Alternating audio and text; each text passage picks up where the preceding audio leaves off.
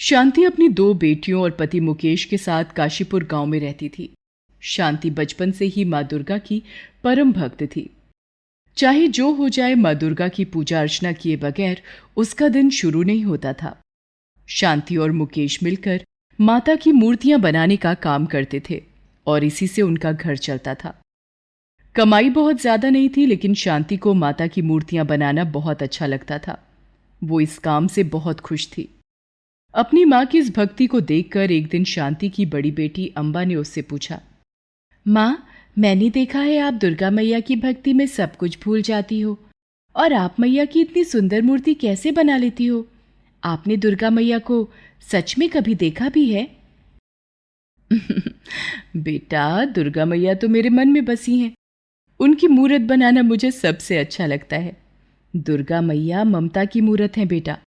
जैसे एक माँ अपने बच्चों का ख्याल रखती है, वैसे ही वो भी अपने भक्तों का ख्याल रखती हैं। अच्छा, तो माँ, क्या मैया मुझे भी प्यार करती हैं? दुर्गा मैया तो सबकी माँ है। तुम जब भी उन्हें सच्चे मन से याद करोगी तो देखना, मैया जरूर तुम्हारी इच्छा पूरा करेंगी। सच में माँ? तो मुझे ना वो बाजार की सबसे महंगी वाली गुड़िया चाहिए। अगर मैं मैया की पूजा करूंगी आपकी तरह, तो वो गुड़िया मुझे मिल जाएगी क्या? हाँ हाँ, क्यों नहीं। लेकिन एक बात हमेशा याद रखना बेटा, भक्ति सच्चे दिल से होनी चाहिए।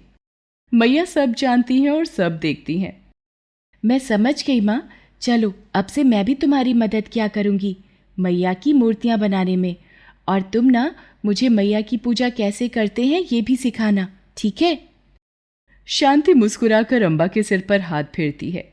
तभी मुकेश वहां आ जाता है। वो बहुत खुश दिखाई दे रहा था। उसने आते ही शांति से कहा, शांति, शांति, जल्दी आओ यहाँ, बहुत ही बड़ी खुशखबरी लाया हूँ। क्या हुआ जी? जल्दी से बताइए, क्या बात है?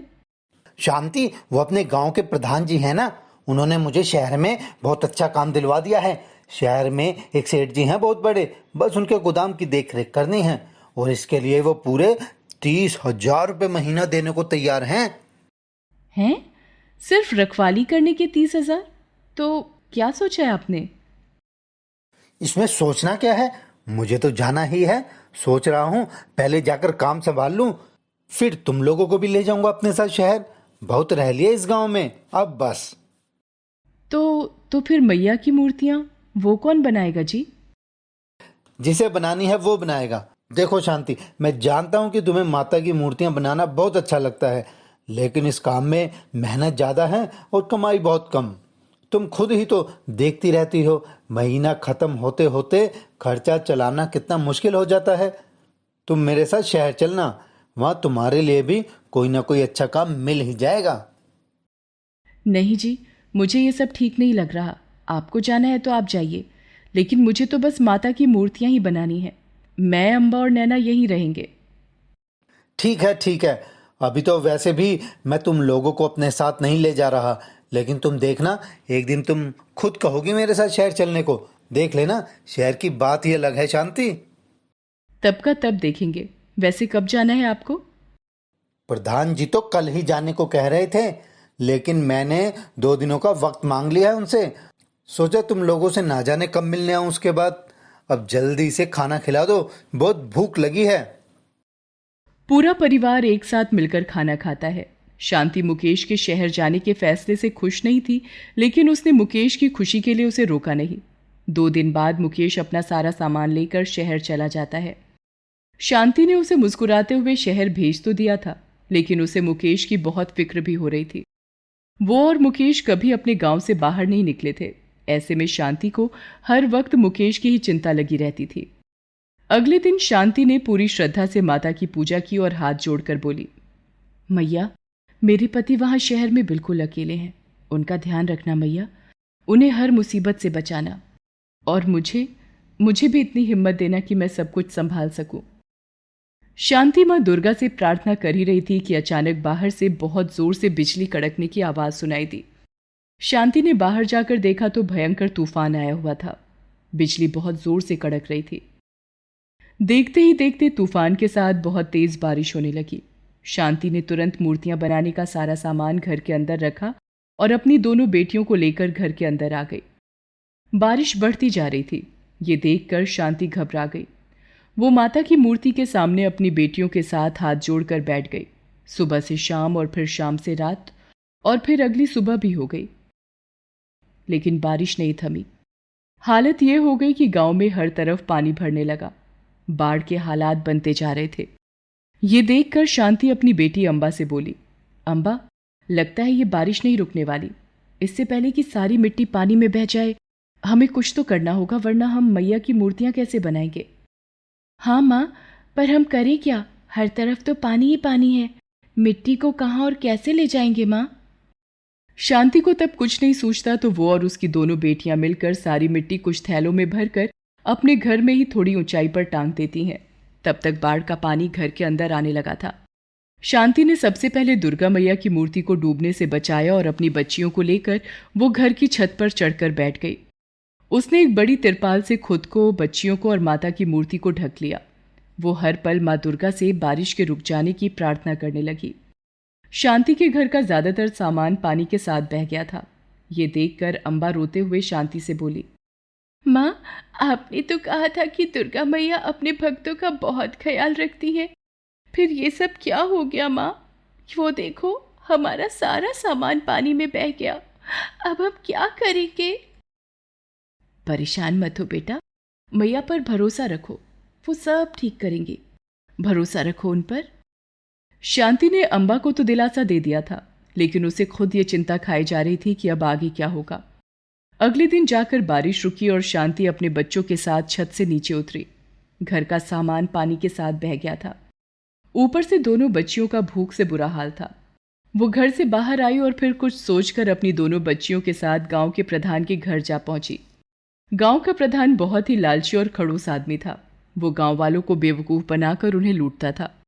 वो गांव वालों से उनकी फसल कम दामों पर खरीदकर उसे शहर में महंगे दामों पर बेच देता था और मोटी रकम कमाता था। गांव वालों को वो हमेशा दबाकर रखता था ताकि कोई भी उसके खिलाफ ना जा सके। बारिश की वजह से उसे भी नुकसान हुआ था। उसके गोदामों में पानी भर गया था, जिससे काफी अनाज खराब हो गया था। ऐसे में उसने जैसे ही शांति को देखा तो गुस्से से बोला, मेरा घर कोई धर्मशाला है क्या? कोई भी मुंह उठाकर चला आता है। कौन हो तुम? प्रधान जी, मैं शांति, मुकेश की पत्नी। मुकेश? कौन मुकेश? जी, वही जिन्हें आपने शहर भेजा है एक सेठ जी के यहाँ नौकरी करने, उनका गोदाम संभालने के लिए। हाँ, तो मैं तो पता नहीं कितने लोगों की मदद करता रहता हूँ। अब सबका भाई खाता लिख के रखूं क्या? लगवा दिया ना तुम्हारे पति को काम पर, अब क्या चाहिए? प्रधान जी, बारिश ने हमारा सब कुछ बर्बाद कर दिया। बच्चियों ने 2 दिन से कुछ नहीं खाया। हमारी मदद कर दीजिए और हो सके तो मेरे पति से मेरी एक बार बात भी करवा दीजिए।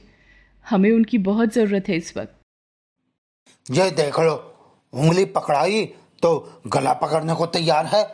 मैंने ठेका लेकर रखा है क्या सबका? पहले ही दिमाग इतना खराब है। बारिश में कितना अनाज खराब हो गया, ऊपर से ये भिखमंगे और आ गए। ए हरिया, निकाल इन्हें घर से।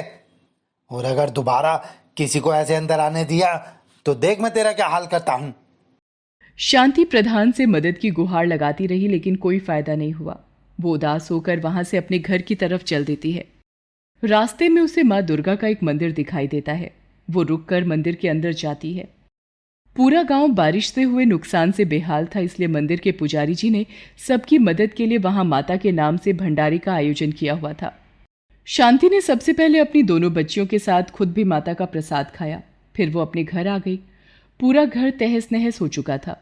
सिर्फ ऊंचाई पर टंगे मिट्टी से भरे थैले और मूर्तियां बनाने का सामान ही सुरक्षित था। कुछ दिनों तक उसने मंदिर के प्रसाद से ही अपना और अपनी बच्चियों का पेट भरा। फिर घर चलाने के लिए उसने गांव के अमीर लोगों के घरों में काम करना शुरू कर दिया और बचे समय में वो माँ दुर्गा की मूर्तियां भी बनाती थी। ऐसे ही कई दिन गुजर गए। मुकेश का कोई अता पता नहीं था। शांति हर रोज माँ दुर्गा से मुकेश की घर वापसी के लिए प्रार्थना करती रहती थी और एक दिन उसकी ये मुराद पूरी हो गई। वो दुर्गा माँ की मूर्ति बना रही थी कि तभी उसे मुकेश की आवाज सुनाई दी। शांति, मैं आ गया। शांति। दरवाजे पर मुकेश था। उसे देखते ही शांति की खुशी का ठिकाना नहीं रहा। वो तुरंत उसके पास गई और रोते हुए उससे बोली, आप आ गए। आप आखिर मैया ने मेरी प्रार्थना सुन ही ली। कैसे हैं आप? इतने दिनों तक कहाँ थे आप? आपको नहीं पता कितना कुछ हो गया है यहाँ। सब जानता हूँ मैं शांति। गांव आते हुए लोगों से सब पता चला मुझे। मुझे माफ कर दो शांति। इतने मुश्किल समय में मैं नहीं था तुम्हारे साथ। अम्बा और नैना कैसी हैं वो? कहाँ हैं दोनों? वो दोनों ठीक हैं जी, आती ही होंगी माता के मंदिर से। आप इतने कमजोर क्यों लग रहे हैं? और आपकी नौकरी, उसका क्या हुआ? सब मेरी गलती है शांति, जो तुम्हारी बात नहीं मानी मैंने। वो मक्कार प्रधान, उसने जिस सेठ के यहाँ मुझे भेजा, असल में वो अपने गोदाम से अनाज की कालाबाजारी किया करता था। जब वहां पर छापा पड़ा तो उसने बिल्कुल किनारा कर लिया और मैं फंस गया। कई दिनों तक जेल में रहा, फिर बड़ी मुश्किल से वहां से छूट पाया शांति। 1 रुपया नहीं मिला और इतनी मुसीबत झेली 100 अलग। लेकिन भगवान के घर देर है अंधेर नहीं। वो सेठ और अपना मक्कार प्रधान दोनों अब जेल में हैं। उनके हर काले धंधे का पर्दाफाश हो गया है। जो बीत गया उसे भूल जाइए। मैं तो बहुत खुश हूं कि मैया ने आपको सही सलामत घर वापस भेज दिया। तभी अम्बा और नैना भी वहां आ जाती हैं। वो अपने पिता को देखकर बहुत खुश होती हैं। अम्बा के हाथ में गुड़िया को देखकर शांति उससे पूछती है, अरे अम्बा, ये गुड़िया कहाँ से लाई तुम? माँ, आपने सच कहा था, दुर्गा मैया सबकी इच्छा पूरी करती हैं। आपने और मैंने जो मैया की मूर्ति कल बनाई थी ना मिलकर, वो इन खिलौने वाले भैया को बहुत पसंद आई और उन्होंने मुझे उस मूर्ति के बदले ये गुड़िया दे दी। अब मैं और नैना इससे खूब खेलेंगे और हम दोनों मिलकर आपके साथ और भी मूर्तियां बनाएंगे। शांति और मुकेश एक दूसरे की तरफ देखकर मुस्कुराते हैं। वो सभी माँ दुर्गा को प्रणाम करते हैं और फिर पूरा परिवार फिर से बड़ी ही श्रद्धा के साथ माता की मूर्तियां बनाने का काम करने लगता है। धीरे धीरे उनकी बनाई मूर्तियां बहुत मशहूर हो जाती हैं। शहर से व्यापारी आकर उनसे मूर्तियां बनवाने लगे। इस तरह से शांति और उसके परिवार की माली हालत भी सुधर गई और माँ दुर्गा की कृपा से सब अच्छा हो गया।